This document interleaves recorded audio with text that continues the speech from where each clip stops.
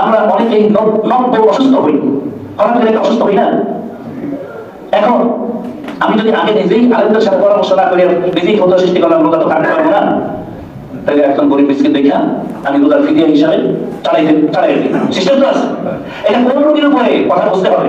আপনি হঠাৎ করে অসুস্থ হয়েছেন, এই রোগীর উপরে না, যে এমন দুরারোগ্য ব্যাধিতে ভুগতেছে, সে বহু বছর ধরে ভুগতেছে এবং আরোগ্য হওয়ার সম্ভাবনা নাই, হয়তো বার্ধক্যে দুর্বল হয়ে গেছে, অথবা এমন কোনো অসুস্থ রোগ যে সে আর ভালো হওয়ার সম্ভাবনা নাই।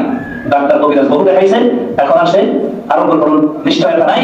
এই সমস্ত রোগীর জন্য হইল ফিদিয়া হিসাবে একজন গরিবকে আপনার এই যে ফিতরা যে ধার্য করে না, ওই ফিতরা অনুযায়ী টাকা দিয়ে দেওয়া, বা একজন রোজাদারকে বা একজন গরিব মিসকিনকে পুরা 2 বেলা 3 বেলা খাবার দিয়া, আপনি যেরকম মানের খানা খান ওরকম দিয়া তাকে প্রতি রোজার জন্য একজন ফিতরা দিয়ে দিলেন বা খাবার দিয়ে দিলেন। এটা কার জন্য বুঝতে পারছি তো? যে রোগী ভালো হওয়ার সম্ভাবনা